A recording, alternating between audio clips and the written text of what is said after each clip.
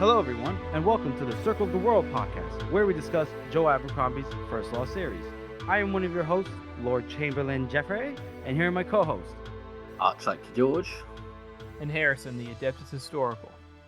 We continue our coverage of Last Argument of Kings, the third book in the original trilogy. And for this episode, we'll be covering The Number of the Dead and Leaves on the Water. So, let's get started. We want to thank you all for your support as usual. You guys are great. Our fans, our friends, our listeners. We want to, again, just continue to remind you to please follow us on all our social medias. And all right, instead of the 3 chapters we're doing this episode, we decided to cut it down to 2, just because of the in-depth discussion that Leaves on Water is going to require. And we figured we'd save authority for next week's episode to go along in tandem with the circle. So, how was that explanation, guys? Did you like that? Oh, it was perfect. Best explanation I've heard all day. Alrighty. So, let's start off with our best meme of the week. Georgie, take it away.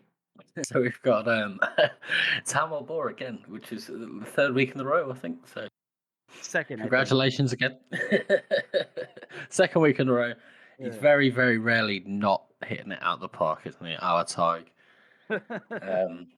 And this is spoilers for The Trouble with Pete. And it's a shot from Impractical Jokers where it's like, okay, Leo, now just charge at them aimlessly. And then also in a fucking anti-tank gun. And then they're all busting up laughing. Yeah. That's great. Oh, which is fantastic. Which I'm sure everybody had that reaction when they read that bit in The Trouble with Pete. I'm Team Leo. I'm just kidding. I'm kidding. You better get kicked off this goddamn podcast. Oh, it's nice to see him get taken out a notch, isn't it? So there we go. Yeah. Oh, it was lovely. He just rode down that little that road or whatever, turns his head. He's like, "Uh-oh." Out a cannon? What a fucking... What is that? It's a big metal thing with a hole. Oh. Oh, Lord. So, yeah, thank you for that, George, and thank you for that, Tamil Bor. Congratulations on your hot streak. Are we going to get another streak? More than, 2-3 weeks? Let's see what happens. So, we'll go into our first chapter read-through, and this is The Number of the Dead. And we start off from Pharaoh's perspective. Yay, get to see some more Pharaoh. You guys are not enthusiastic, it seems. This chapter is... I don't know. Go ahead. Start the description. We're going to talk about this chapter now. We're enthusiastic about seeing Pharaoh. We're just not as enthusiastic about the chapter itself. I enjoy this chapter. I think it's interesting to see, mainly from the Gurkish perspective, and to see like the kind of people that are in their forces. Okay. Also, we get an introduction to Valamir as well. And Valamir is always a fun little character. Wait, hang on. Sorry, our second introduction to Valamir. And Forrest. And Forrest. Oh, right, because we saw Forrest in... Did we see him in the Blade itself? The Blade itself, yes, yeah. He's like a yeah. random guard. Yeah, he was like a... Oh, was he one of the ones at the bridge when Pharaoh arrived? I think. He was one of the guys in the Agrion, and Colonel, not whenever he was Colonel, but West was like, "Oh, a Sergeant Forrest, blah blah blah blah blah," and he was like, "Oh, of course, right. And Giselle was like, "Look at West, touching the commoners' hands. Ugh. He shouldn't be rubbing shoulders with them. We're the betters." Right. I remember this now. Okay, well, let's get started with this chapter. So, we're in a village, somewhere down south of Adjoa, and Pharaoh is in a bell tower, and she's there with a squadron of soldiers led by a Major Valamir. We already just talked about him. We know him, and we will see him later. And I guess so. Basically, they're getting ready to ambush what it looks like to be a group of scouts that are scouting for the Gurkish army. I really like this joke that Pharaoh makes. She's like, well, it's clear that he's never set an ambush for a goat before, let alone Gurkish scouts. Yeah. That's and he says, so the signal's gonna be me clapping twice, and then you can start shooting, and we need to take at least one life for questions. And Pharaoh's like, yeah, we'll see. And so Pharaoh is scanning the horizon. She sees the scouts way off in the distance because she's got those demon eyes. She's got that demon vision, 2010 vision, whatever you want to call it. And as soon as they 2010 worse though? No, it's better. Is it? 2020, and then you like 2016, 2010. That's really good. Oh yeah, it's like okay, yeah, no, I get it. Yeah, yep. And so then eventually the scouts enter the village, and they're a little cautious at first. A crow kind of like flies, caw, caw, and everyone gets like jumpy, but nothing happens. And then they kind of like drop their guard a little bit. Some get off their horses, drinking some water, cracking jokes, and then we hear and then Pharaoh does not hesitate, as we know her, as a woman of conviction and action. She starts shooting, and then all the other soldiers start shooting, and then there's a group hiding behind like a barn or something. They charge the scouts. Long story short, scouts get fucked up.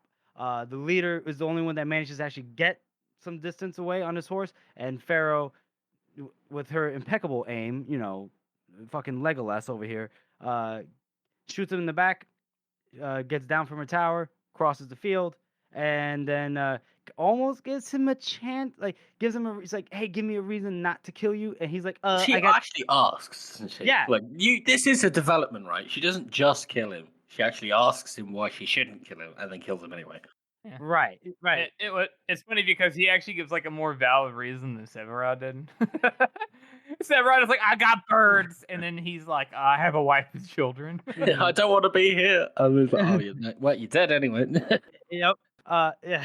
It's baby steps. It's so crazy that she's able to hit him, because she's up in a bell tower, and then she's able to judge the distance, the height, the movement of the horse, and the wind, and she hits him right in the mark. I was like, what? Yeah. It's crazy. And doesn't even hit the horse, right? Because the guy falls off, and then after Pharaoh kills him, she goes, what are you looking at? to the horse, because she's already feeling judged. The horse is just sitting there. Mm-hmm. And then she goes back to the village, and she does commend, internally at least, Major Valimir. Like, the ambush was set pretty well, and the only casualty was a apparently when the two scouts tried to escape on horseback, they left, but then like a rope went up, like the classic gag, and they fell down. But the guy that held the rope, he got dragged a little bit, so he had some some scratches. Poor man. Some boo-boos. And then, but Pharaoh finds that they had captured at least one scout, just one, and they're trying to ask him questions. And Valamir's method is to scream in a language that the scout does not understand. So, yes, I just love the way that that Valamir's like trying to talk to this guy. How he's like, where are he's like doing the classic. Where is your main body? Yeah. It's hilarious. It's like, talking like that's gonna help. It's just classic. I mean, that's just classic, like, ignorant tourist, isn't it? Like, you just try to talk to somebody in a foreign country, and if you think you go louder and slower, then they're going to be able to understand you. It's like that Giselle moment. There are pipes in the ground, and stamps his feet. Exactly. It's like so consistent. Gotta love it. So Pharaoh takes over as the interpreter for the prisoner of war. So basically, he doesn't really give them concrete information. Just says that the Gurkish are about 2 days march away to the south from their current position. Many thousands, people of the deserts, plains, blah blah blah. And what route they're taking, he doesn't know because he's just a scout. And then Pharaoh's like, okay, this is what he knows. That's it. And then what is it? 2 days march. Oh right. Oh, Valamir's like, okay, we should deliver him to the Inquisition so we can get to figuring the rest of this out. And she says he's only gonna slow us down. We should kill him. Valimir says, I'm not gonna have that on my conscience. It's no better than being a murderer then, because he's a prisoner of war. And Pharaoh's just like skill issue. Pharaoh's like, "Psych, bye," and just stabbed him. And then she tells him, she goes, "These men want to burn your farms and your towns and your cities. They want to make your children slaves. They want everyone in the world to pray to God in the same way they do. And they just want to turn your land into a province of the empire. The only difference between war and murder is the number of the dead." And that kind of convinces them. He goes, okay, what do you suggest then? And then Pharaoh suggests, like, we can wait here and, wait for more Gurkish to come, but then that might be too many for the amount of soldiers that they have. Or maybe go east or north and set more traps. And then, just small little ambushes. And Valamir was just like, fuck yeah. He's like, "Sergeant Forrest, we know." Cameo. Cameo. To ask him about, there's a village just east of here. Forrest says yes. And then that's it. That was the end of the chapter. Will that suit you? Dead Gurkish suit me. So that's the end of the chapter for Pharaoh. What do you guys? Come on, tell me what you guys think about this chapter, you two misogynists. You. What? I mean, this is a fairly typical Pharaoh chapter. I'm glad she's back in the action, though. Yep. Like, she's finally doing what she was meant to do. She's killing. Yeah, okay, sure. At least as close as she can get to them. So I think maybe a 3 out of 10, out of 9. Interesting. Valid. And again, 3 is good. 3 is a good chapter. It's fun to listen to and to read. There's loads of really good descriptions, especially when she's, describe. Just Pharaoh seems to have a lot of these very, very in-depth descriptions. Probably because her vision's so good. She can see all of these interesting, like very, very intricate details. Mm-hmm. And I really, really enjoy reading them. And just for that, I think it's just elevated a little bit above a 2. But it's super short. It's a lot of murder, and that's pretty much it. Well, we love murder. Well, maybe you do. I don't know, Jeff. Did I just out myself? Sorry. I love a murder of crows. Harrison, you want to give us your score and move on? I think I'm gonna go with a 3 and a knuckle. Ooh. I think that it is same reasons that George said. On the upsides for the chapter, I like that there's like the little comment about how like Valamir is like how Giselle used to be, and I like that Pharaoh's character is like, now that the Gurkish are back in her life, she's like, oh yeah, I like totally hate the Gurkish. Like, don't you guys get it? Like, they want to kill us and stuff. Like, she's like trying to convince herself. Yeah. And that's a good detail. But like you guys said, it's really short. And there's just not much really actually happening. Right. But also really subtle detail too. I like that the fact that they mentioned the bell tower, which I know Joe didn't think anything about this when he was writing this. Oh, it's just a bell tower. But like, I'm totally imagining like a Northman going to Midderland and just walking through a village, like, oh, this is kind of like home, and they see a bell tower, they're like, what the fuck is that? What the fuck's a bell? Oh wait, no, they have bells, don't they? They do. Remember Grim was like, yeah, but not up at the top of the tower. Well, we don't know. They'd be like, why does it need to be up there? Well, you never know. They might have bell towers. They just might not be fancy. Maybe. Just because we haven't. Why would you go all through the trouble of making a fucking bell tower and not make it fancy? Wow. Yeah.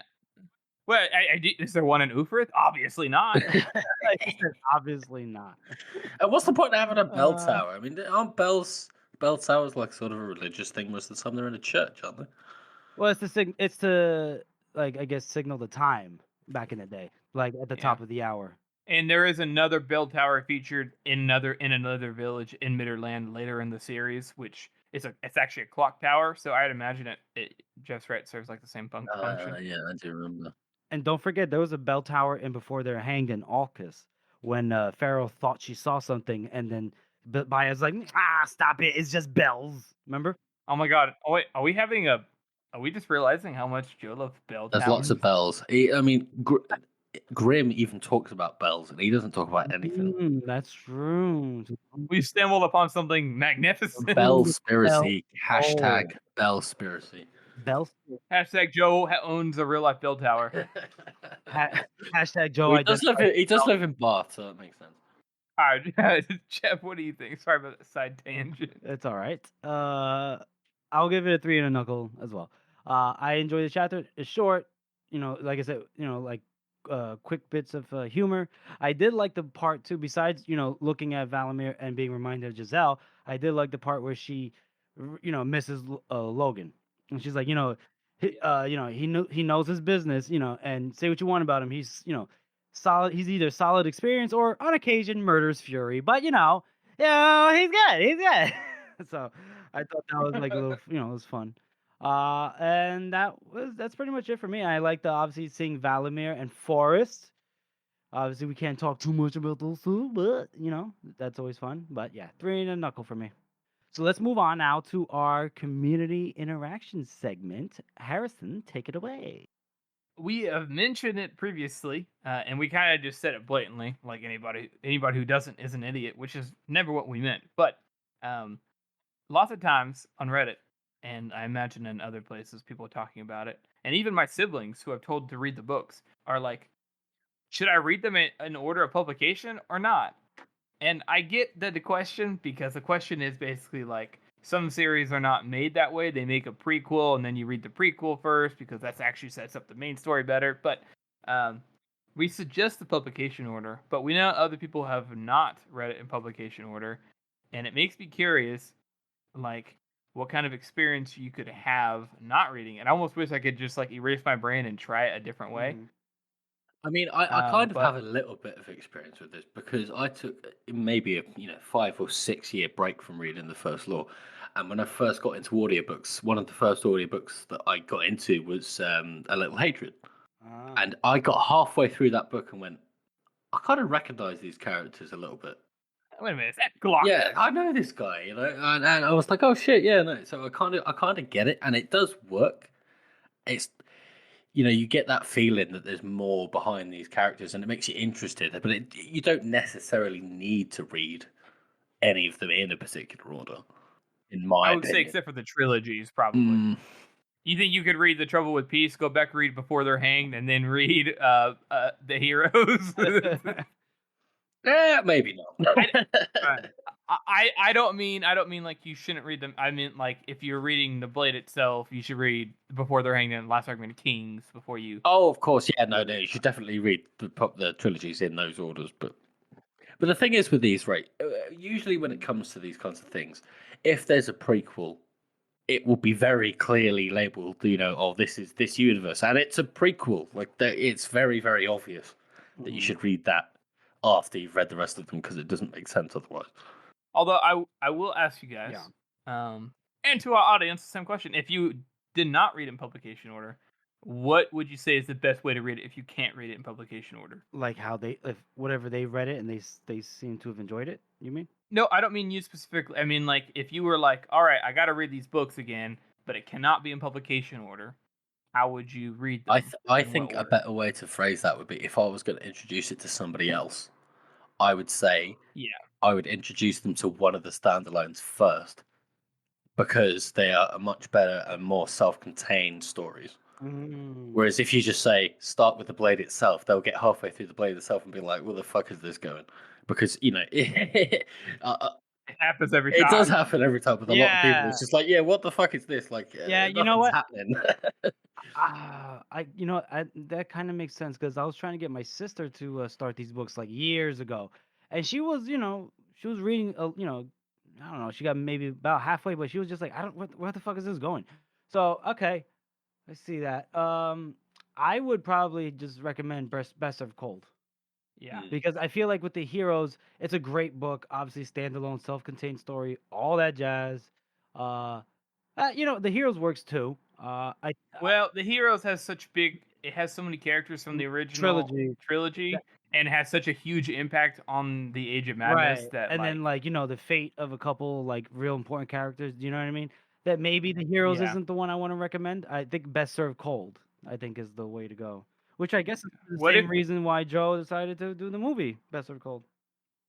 Now, I do wonder what I think a really interesting way of reading it, and something that probably most people don't ever do, would be to start with Red Country first, and then read the original trilogy. I'm just saying it would be very. I'm not saying it's the best way. It's a thought experiment. Like, how would that affect your view? I think it would be so much. It would be so interesting. It would be lesser just because it's such a Logan-centric story. I think, and here's the thing: is I think by the time we cannot forget Shivers here, right? Like by the time before they're hanged, even though Logan doesn't meet him until Last Argument of Kings, Shivers and Logan they're intertwined, they're connected, and we see Shivers' story, right? Take a fucking turn in Best Served Cold, go through some shit in the Heroes, and then Red Country. It's like it's as much as it is Logan's arc and completion. It's in a way Shivers too, because after Red Country is when he spoilers, goes back to the Dogman and turns over a new leaf. What about if you start with the Age of Madness? You know what? Yeah, do that. Just get the weakest trilogy out first, and then get onto the good stuff. Oh, you're so hateful. I don't hate it. I just whatever. I have to read it again. I read it. We'll get. I just read it the one time, and I was just like, what? All right.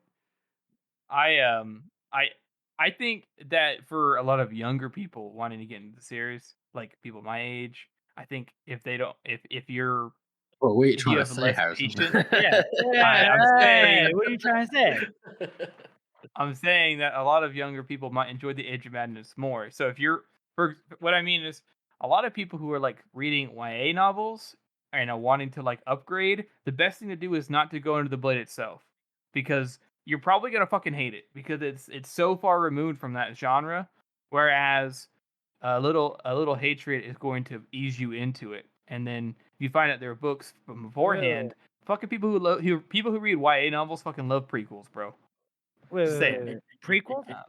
I'm just saying it's a different way to read it. What do you mean prequels? Because Age of Madness is a.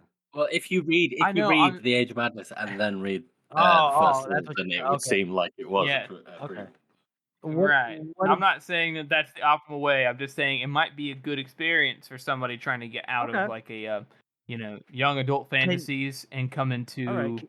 Can you explain to me your reasoning as to why you think Little Hatred would ease them into it? Like would it? I mean, I think I'm not going to speak for Harrison here, but I think you're right in the way that the writing is sort of that way. It's a little bit more simplistic, and it's a little bit more. The characters are a little bit more straightforward. Okay. Well, I say straightforward as in they kind of state things or state their reasoning quite more clearly, which is it's sort of a trope. It's more because almost all of the characters inside of the original trilogy and many of the ones inside of the standalones, which is I think a big reason why people feel the way they do, is the characters are all like fairly well established. They know who they are, and they're all they're all in their like 30s and shit most of the time. Whereas inside of A Little Hatred, almost all of the main characters are young. And there's even a love triangle, Yeah, there's a love triangle. It's more of a love quadrangle. Yeah, and I don't think Joe wrote it to be like more simplistic. I think he wrote it to be as if a young person was doing it. And by the end, those young people are not thinking like normal like YA characters. They're thinking like First Law characters, which is part of the story. But I think that would be it'd be maybe an easier. If I was to start Madison on one, because she loves those kind of novels, I would have her start that. Interesting. I might try to test that theory out. Okay, interesting. Okay. George, you want to add anything to the reading order discussion? I say you start with Sharp Ends and go from there. Oh, you fucking jump right into the middle of it. Just ruin it all for yourself. You're like, man, this Logan bastard's kind of a dick. Yeah, he's a dick. All right. Well, thanks for that, Harrison. Appreciate it. And so we'll move on to our second and final chapter read through, Leaves on the Water. and we are starting off with the Dogman's perspective, and our boys are outside of Carleon, and they're looking at how much it's changed over the years, especially since considering how long they've been away from Carleon, ever since Bethod, exiled them. And Carleon's got some walls now. It's got new bridges. It's glowed up, and and the Union has come along with them to set up their pickets, siege the whole city. And they're Logan and Dogman are wondering about like how long is it gonna take but then they see that from Dogman's description, we know that a Knight's Herald came to Army headquarters to speak to West. And by just the manner of his arrival and everything, Logan and Dogman were like, "Oh, that can't be good news. I don't know." And so they go inside the tent, and it's just apparently all the army officers are arguing with each other. It's a lot of yelling and talking over each other and everything. And we see West kind of just standing in the middle, kind of I say frozen, I guess is the word you want to say. But he lets them know that apparently the Gurkish have invaded Midderland. Say what? I love Crow's just like, yeah, who have done what now? Yeah, because he's along with them. He's like, "Hoda wada." I like how the other Northmen kind of have an idea of what goes on down south. They're kind of like a weird people that live down there, and they do these funny things, but they have this idea of them. And Cromwell's just like, "What the fuck is going on?" I just live in the hills. I don't know. Leave it to Logan to talk about the political situation. Like, oh, the Gurkish are people that are brown and they're from down south, and that's all he told. Like, all right, that's a nuanced analysis. And they landed in. Pike tells them that they landed an army by sea, and they might have reached Adua by now. And Dogman's like, wait a minute, so what are you telling us exactly? And West is like, well, it's West or Pike says, we've been ordered home now. And it's like ruh-roh. And whatchamacallit, Wes is like, look, I'm really sorry. I know, you guys spent all that time, but there's nothing I can do. And then he, goes to General Polder to get his division ready to march for the coast at once. And Dogman's like, oh fuck, that's it, we're done. If they leave, Bethod's gonna be fine. He'll get some more allies or soldiers, and then we're fucked. And then Crummick is like, well, there might be another way. Like, what way? And Crummick looks at Logan. He's like, don't you, bloody nine? And Logan goes, yeah, I know. When do you have to leave? He asks Wes. And Wes answers, Polder's division is probably going to leave tomorrow. And most likely Croy's the day after tomorrow. So Crummick's like, okay, so all day tomorrow, there's still going to be a lot of people around here dugging around Bethod looking like they're not going to leave, right? And Logan goes, yeah, just give me tomorrow, and maybe I can sort things, maybe, figure things out, and then I'll go south with you if I'm still alive and bring who I can. That's my word. And Wes says, what's one difference, one day? What difference one day can make? And Dogman's like, yeah, well, I know the answer to this. And then we get a bit of a break. Do you guys want to chime in here real quick before we Well, I just like how Logan is just like, oh god, like, yeah, I know what's gonna happen, and everybody sees it happen. Like, he just like looks down and it starts looking super dark. Everybody but Wes, but yeah. Honestly, no, I think you summed it up pretty well. I think the only other thing is it is kind of, it's just, I think it's a good little intro to it without dragging it on. The only lower bit is that we know that both Polder and Croy's divisions are both up here, so it's all of the Union's strength all up here, and now they're going to have to immediately, they just got set up, turn all the way back around and go all the way back. I just always thought that was like the real reason why Wes is like freaking out. Not just because Adju got attacked, but he's like, oh my god, we just got up here.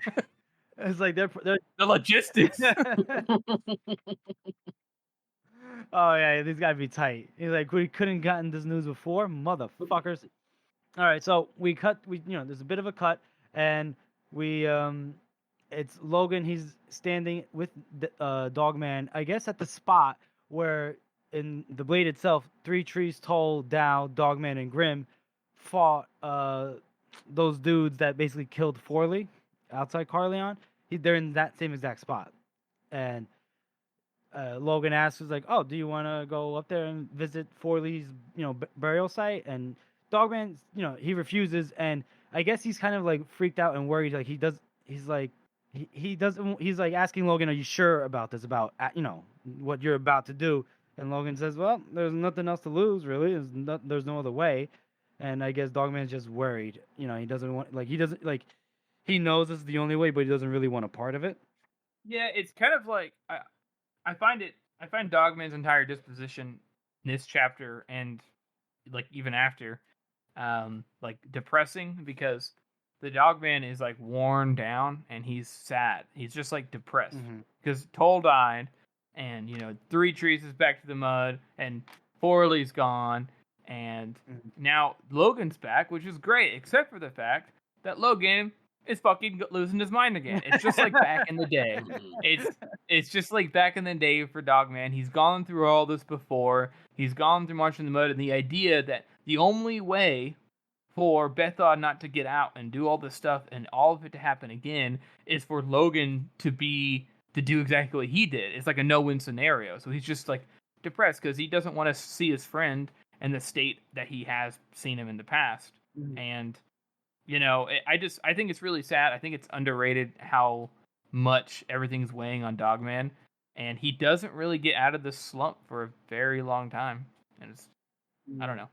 Yeah. So Logan decides, all right, I'm just gonna head over there, and he's on his horsey and he's crossing the bridge.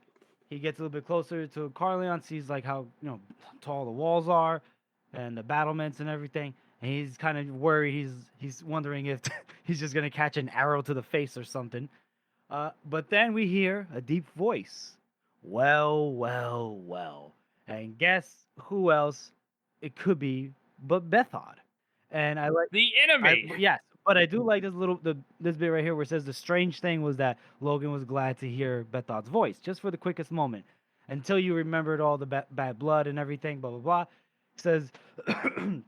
You can kill men you don't know. He's done it often, but you can't truly hate a man without loving him first. And there's always a trace of that love left over.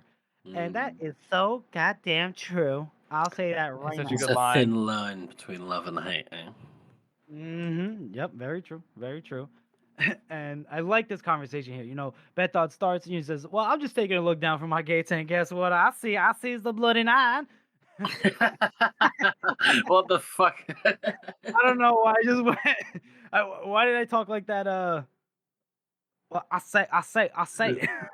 What fuck on I do really like how this beginning part, because after like he says, "Oh, I would have organized the feast for you if I had known," and then Logan retorts back with like, "Oh, you still got your little golden hat," and they have this little intro, like it's like whatever, you don't see somebody for a long time and you're on bad terms, but you know each other really well, so you just know the right words to say to irk them. Yeah, it's like you can tell it bothers both of them by the way they're talking, because they have loved each other and now they hate each other, and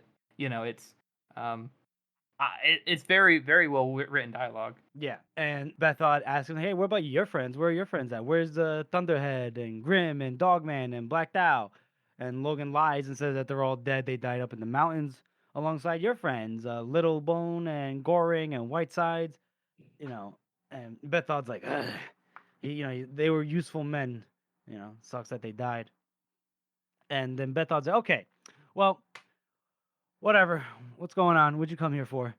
And Logan just says, I'm here to make a challenge. And Bethod's just cracking up. He's like, what the fuck? A challenge for what? For what? What do we got left? And so Logan has to say, if I win, you open the gate and you belong to me, my prisoner. If I lose, the Union packs up and they sail for home and you're free. And Bethod, he gets a little bit apprehensive here. He's like, His brain starts working. Right. He's like, hang on. Wait a minute. Why? It sounds like too good to be true. Well, why wouldn't your southern friends just hang out here and siege me out? Whatever. So he says that Logan has to answer. They'll wait. They have to. but they don't care about you much anymore. Like, you're nothing to them for all your bluster. They kicked you across the north, and you're not gonna be bothering them, and anytime soon. And so if I win, they get your head. If I lose, they get to go home earlier. So like that was a good way to, that was a good cover up. Yeah, and he acts well, doesn't he? He doesn't let anything slip. He just makes it, and the way that he lies about, especially Grim and Dow and Dogman being dead, it makes it seem like he doesn't have anything else to lose. Right, and yes, it is also perfect too because he, as he makes sure that they don't have to be tied up if they're not gonna hold a shield for him. Yeah, and Bethod to this, he gives a sad smile. He says, "Oh, so I'm nothing to them, huh? Is that what it's all come to? My hard work and sweat and everything. So you're happy, Logan? Everything that I fought for to the dust." And Logan says, "Well, why shouldn't I be? You have no one but yourself to blame for it. It was you that brought us to this. So just take my challenge, Bethod, and then maybe one of us can have peace." And this, ladies and gentlemen, was apparently the wrong thing to say to Bethod because he was just aghast that this motherfucker had the audacity to say what he just said. I fucking love this monologue. Oh yeah, yeah. I mean, how do we do this monologue? I mean, do we just talk about it, or God, he does. He just goes off on him, doesn't he? Yeah. I mean, and he comes out with it. We know Logan, and we know that the way he behaves sometimes, especially when he is not Logan and he's the bloody 9, like he just doesn't stop, does he? He just keeps going and going and going and going and going. And the way that Bethod kind of rationalizes all these things is like, well, all I wanted was to be the local clansman, basically. Not clansman, but you know what I mean. He wanted a little bit more land. He wanted security. He wanted something to pass on to his son. Yeah, exactly. He just wanted something a little bit better, and he picked up Logan in order to help him. Yeah, but Logan just wanted more and more and more, and he just wanted to keep killing, getting bigger name every single time. Yeah. Who else? What does he says? I tried to strike a deal. I wanted to talk with Shemahalis, but you had to kill him. I tried to strike a deal at Hionin, but you had to climb up and settle your score and start a dozen more. Peace, you say? I begged you to let me make peace at Uthrith, but you had to fight Three Trees. On my knees, I begged you, but you had to have the biggest name in all the North. Then once you'd beaten him, you broke your word to me and let him live, as there was nothing bigger to think about than your damn pride. That's not how it was. That part too shows too that Bethod from the beginning knew the threat of Three Trees and what he meant as an opposing leader. Yeah. And if he had followed, ironically, if Logan had followed what Bethod said and fine, you can fight him, but you have to kill him. I mean, we know that Three Trees was a reasonable man. You know what I mean? Right. Like, there's no reason for Three Trees and Bethod really to have a conflict. Right. So there isn't really any other explanation than just Logan just decided to make a challenge because he was drunk or drunk on blood. Yeah. Yeah, he wanted to probably just let Uthrith be his own thing. Ironic. Yeah. Ironic. And he says, Bethod says that there's not a man in the North that doesn't know the truth of it. What about Rattleneck? I would have ransomed his son back to him, and we could all gone home happy, but no. What did you say to me? Easy to stop the White Flow than to stop the Bloody 9. Then you had to nail his head to my standard for the whole world to see so that the vengeance would never find an end. Every time I tried to stop, you dragged me on deeper and deeper into the mire until there could be no stopping any longer, until it was kill or be killed, until I had to put down the whole North. You made me king, Nine Fingers. What other choices did you leave me? And then, I especially like Logan's responses as well. It's like, he just says, "That's not how it was." Bethel's just like, "Ha, whatever, man." He's like, "Are you serious?" Yeah, he repeats it 3 times, and on the 3rd time, he just goes, "Yeah, no, it actually was the way it was." Yeah, he knew. Which. The first time reading it, that changes the entire dynamic of who Logan is. Just that one line. The fact that he says, Yeah. But he knew it was. All those things that he did all of it. He was the one who kept pushing him. And it wasn't just the Bloody Nine, or they were, like, as he says, it's easier to stop the White Flow than to stop the Bloody Nine, which is something that the Bloody Nine says whenever he is taken over Logan. Which means, that they were talking, and he says this as the Bloody Nine, but as Logan clearly said, that's how it was. So we know that those two people are not, we've gotten inklings that they're maybe not so different, and now we know for sure at some point at least they were almost the exact same person.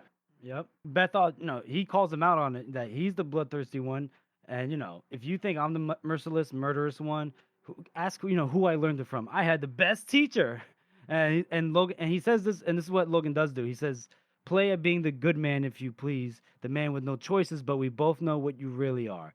That's very true, as to like Logan's whole, I guess you could say, his philosophy of life, and Logan said he would have liked to deny it, but it would have just been more lies. Bethod was the only one that truly knew him, and then Logan asked me, then why didn't you just kill me when you had the chance? And here, and Bethod's just confused, like, what, motherfucker, you were with him. And Logan says, what are you talking about? And he goes, Baez. It was Baez. Apparently, Bethod was ready to put the bloody cross in Logan and his boys, but then Baez said that he wanted Logan let go, and since Bethod owed him, Bethod did it. But and Logan, that's a huge revelation, isn't it? I mean, it is. We know Baez has his hands in the Union, and we know that in the past from one of the first few chapters in Blade itself that Baez is associated with Bethod and gives him gifts and all that. Right. But to know that this has all been set, Logan's story has all been set up by Baez. I mean, isn't that just a fucking another revelation? I mean, this is two huge revelations within less than a page. Right? Yeah, I also I mean, shout out to the dog, man, poor bastard. Not only did Logan's like, no, Bethod really knows me. I love Bethod. He's like my best friend ever. It's fucking Dogman's been with him. Dogman who's always put up with him. Right. But it does go to show that, like, no matter how much time you spend with some people you just click with better. It's kind of I like that it's not just, Dogman's been with him this whole time, so that makes him his auto best friend. Like, it's just not how exactly that works, not how love works. And it's just like a subtle thing I like. And Logan asked him, like, why did Baez want Logan to be spared? Bethod's like, I don't fucking know. But at this point, he doesn't even care. He's like, you know what? Fuck it. I take your challenge. I accept it. Tomorrow, here, sunrise, baby. You and my champion. And I don't know. Not so sure you're gonna win this one. After all, what is it that used to say? You gotta be realistic. You have to be realistic. And then just walks away. And then just before we move on to the next section, I love in the audiobook, and this goes for Calder and Scale as well. I love how Bethod, Calder, and Scale all have a very strong Welsh accent. Oh, they do? They do. Very, very strong, and it's absolutely brilliant. There's some of the only characters that do. And we do find out that Bethod's original home, way later on in the series, Karen Hall, is like a very isolated way up in the farther up in the north area. So it is kind of cool that it's like they're their own little people. They have their own accent. Mm-hmm. True. And then there's another bit of a break, and we come to the boys, Grim, Dogman, Dow, around the fire eating some meat. And Dogman is just kind of like, how the fuck can you think about eating it at a time like this? And Dow's just like, well, it's not gonna help. Us, starving isn't gonna help Nine Fingers, so let's eat. And Dow asks him, do you think he can really do it? Beat the feared? Do you remember that thing? And I mean, all three of them were like, that thing was wild, But Dogman does say if anyone could do it, he reckons Logan can. And that is a very smart bet, I would say, right? Yes. But Dow says, sure, but do you think he will? That's the question he's trying to ask. And what will happen if he doesn't? Which means they all dead. But then Crummick comes, out from the darkness. He's like, well, how's it going, boys? You doing all right? Even though he's missing a kid, because, one of them, met the unfortunate side of Logan's sword. I mean, I don't think there is a fortunate side of Logan's sword, but Yeah, no. And whatchamacallit, Crummick says, well, where's he asks where's Logan? They say he's gone off on his own. He always does that before a duel. And Crummick goes, oh, okay, cool. He's got a chance. He's definitely got a big chance of winning a fair fight in the circle against that devil thing. And it's all a man can ask for. But there's just one problem, and it's apparently that as long as that witch is alive, there's not gonna be a fair fight. And Crummick explains that she can cast spells that I guess protect Fenris even more than what he's already protected with those that armor and those writings and everything.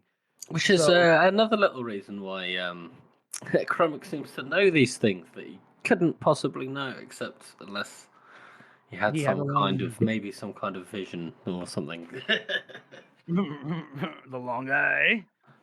And so he goes, this requires someone needs to stop her. Dogman goes, well, good luck with that.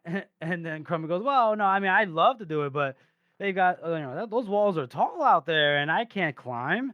I'm too fat. And what we need for this is a small man, but with a lot of balls. And which is, I think is hilarious because, he is implying the Dogman, but also like the Grimm, Black Down, the Dogman are like 3 smaller Northmen with big balls. You know what I mean? Yeah. I like what Crummick says here. Goes like we need a man with a talent for creeping about, sharp-eyed and sure-footed. We need someone with a quick hand and a quick mind. Now, where is it that we'd find a man like that, you reckon? And Dogman just goes, you know what? I don't fucking know. He's so done, dude. He's done. Just over it. He's like, what the fuck, man? And then is another bit of a break. And we come to Logan's perspective. And he is sitting by himself with his own fire. He drinks a little bit of liquor, swirls around his mouth, spits it at the fire, and he's getting ready for his spirits to come. And it's just one spirit. And he goes, he just tells him, he's saying, hey, so I have to fight a man tomorrow called Fenris the Feared. And the spirit's like, that's not a man. Good luck. Apparently, the spirit explains that he knows of him, and he is of the old time, and he had a different master. And Logan goes, oh, what master? Goes Glustrod. And Jesus Christ, he goes, it's not by any chance. It's a different Glustrod than the one that almost destroyed the entire world, right? And the spirit goes, there is no other. It was he that wrote the signs upon the feared skin, signs in the old tongue, the language of devils, across his left side. He does give Logan a bit of information here where it's that side of his body which cannot be harmed. So Logan goes, huh, but why not write on both sides? And he goes, ask Loostrod. He's like, you know what, I'm all right. I'm all right. I don't, nah. And the spirit asked Logan, what will he do? I guess, and Logan did consider just like running away, but it always ends up into the same fucking spot. So I'm just gonna do what I gotta do.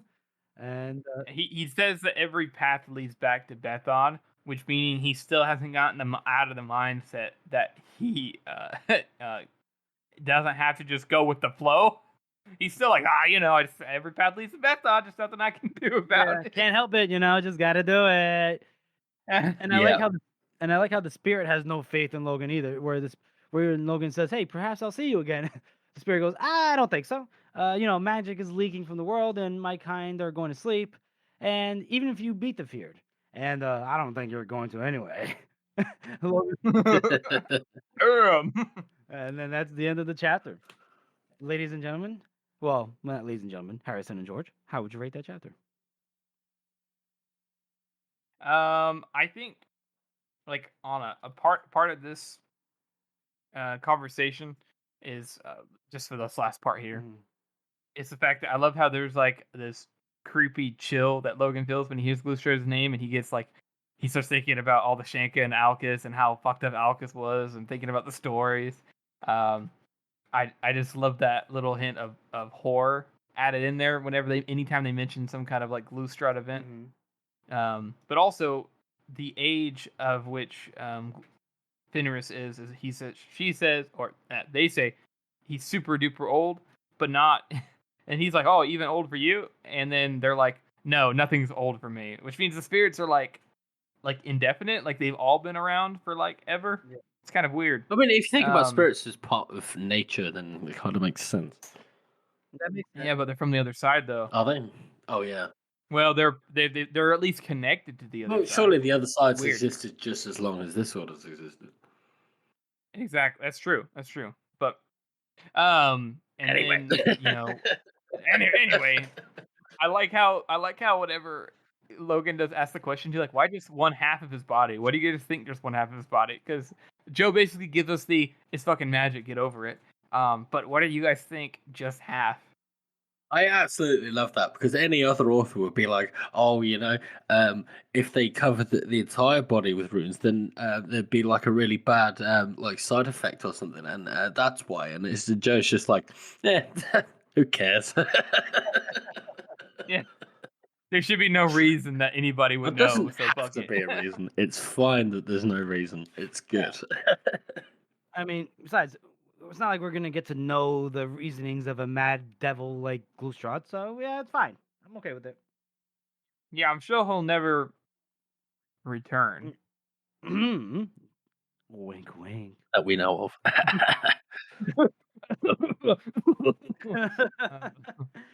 But if I had to guess, it's probably because something like that, George. Yes. Where like he's like, paint my whole body Glustrad, and Glustra's like, nah, bro, you go crazy. He's like, I am already crazy. He's like, nah. The second he puts the last rune on, he just like collapses into a black hole. Yeah, it's too much. Yeah. Oh, that's funny. Anyways, So how would you rate that? I would rate. I think I'm gonna rate this chapter a 9 out of 9. Wow. Oh. I love this chapter. I think the dialogue's amazing. There's a ton of subtext. It's not just the Logan Bethel conversation. Dogman. They have some stuff with the Dogman. It's just like this and the previous chapter and the next chapter. This is like part 2 of the Last Argument Kings, is where this here like really gets into like the meat of things, where everything starts becoming kind of unveiled. And I just think this chapter changed the whole series for me. So I think it's just fantastically written and set up, and especially when you add the layers of sharp ends later on, I think it's incredible. I think you're absolutely right, Harrison. I'm going to give it a 9 as well. I mean, goddamn, like you said, the first time you read this, you're just like, what the actual fuck is going on here? And surely this isn't right. Like, surely Logan doesn't actually believe this, but then you're never actually validated. It's such a perspective shift that it's almost hard to believe. Yes. In fact, a lot of people online still argue with it. Exactly. Some people are still like, no, Logan's really a good person deep down. And it's just like, no. He's a complex individual. He's not one way or the other. Oh, God. Yeah. So, 9 out of 9. Damn. Jeffrey? Jeff's like, there wasn't any fighting. No. 1 out of 9. Nah, I mean, this was a fantastic chapter. I love this chapter. Like you said, Harrison and George, that the first time I read this chapter and like that revelation with Bethod, I was like, God damn. Oh no. Like Jeffrey, don't let us influence you. You read it however you feel is best. I was gonna give it an 8 out of knuckle, but I'm like, do I go for the 9? Trifecta. But everything is best. Trifecta. Don't listen to Trifecta. I do love a good trifecta. Damn it, George. Nah, I mean, listen. This chapter is incredibly layered. It doesn't drive the plot forward too much. I mean, it does in a way. Like we know, Union's gotta get the fuck out and go back to Midderland. So that means the whole northern situation for Dogman and them has got to be, resolved, or else they're fucked. So, but the character development that just took place here, it was Jallenhorn. Whoa. what? You know that sound that sound that Jallenhorn makes in the audiobooks inside the blade itself that he never ever does ever again. Whoa. I think of that line. Oh fuck! I forgot about that. Yeah, that one.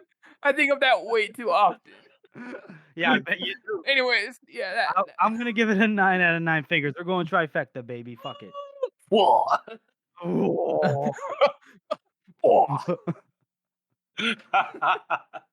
Picking back off this chapter, we're gonna go to our character spot, and who else could it be about but Bethod, King of the Northmen. he who has done no wrong. wait a minute. What has Bethod ever done for us, eh? Well, let's talk about Apart from building all those roads. yeah, And the bridges. apart from the actually walls. creating infrastructure And uniting the north. roads, and plowing the fields, to clearing valleys out to make farmland. And I like how he was never going to do any of that. All he wanted was just a little bit more land until he was forced into this position. Now, Bethod definitely is not without blame. He obviously, as we see, like him and Logan were a dynamic duo, and together they ruled the North. But they built each other up, and they were toxic for one another. So Bethod isn't without blame, but he also, like, his intentions and why he did what he did and the things he did with what he had was so much better than Logan's. He is, he's a brilliant strategist. He is a good leader. He is one of the only, he is the only, like, Northman of renown who doesn't have a name. He is just Bethod. He never earned a name. And that doesn't even hurt his reputation, even though it matters. Even Scarling Hoodless had a name. Mm-hmm. Bethod doesn't even need one. Nope, just King.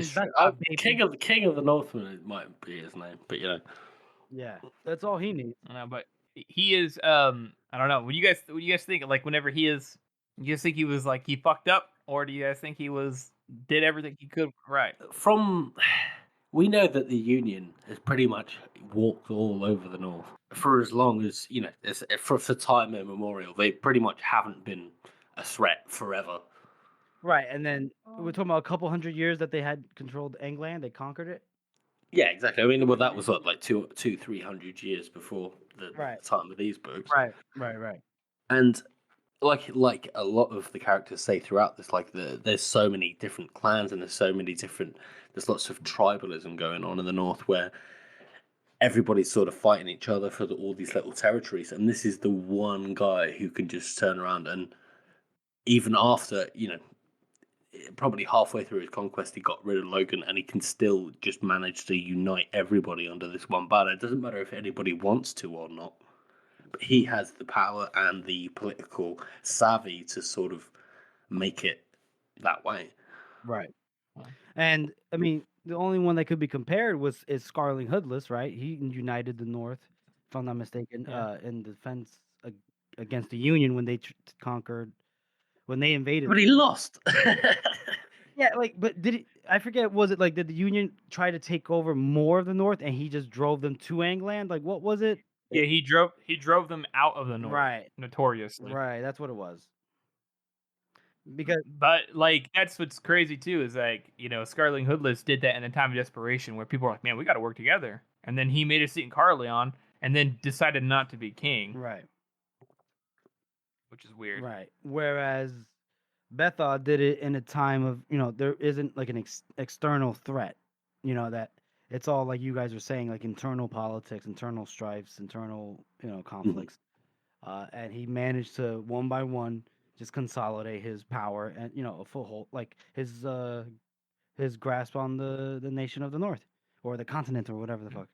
But He definitely his effects and him fighting the Union and him being somebody who says "fuck you, Baez," all that stuff has massive like ramifications for the story, and it's just even more interesting whenever you read Sharpen's. We'll get there eventually, but his character is definitely even more complex than what you're shown here when he's talking to Logan. Mm-hmm. George, you want to say anything? I feel sorry for him, to be honest. Just having to deal with Logan. Yeah. Imagine having to deal with Logan in his prime, in Logan's like heyday. Yeah. Well, you mean the Bloody Nine? Yeah. Nailing children's heads to standards and all that, Yeah, that's. Yeah, but he needs him. It's like, oh shit. I actually found that quite interesting because I was reading about this. I might go off on a bit of a tangent here, but Joe's big on his psychology, right? I was reading a paper the other day about why, if psychopaths are such a bad thing, why do they still exist?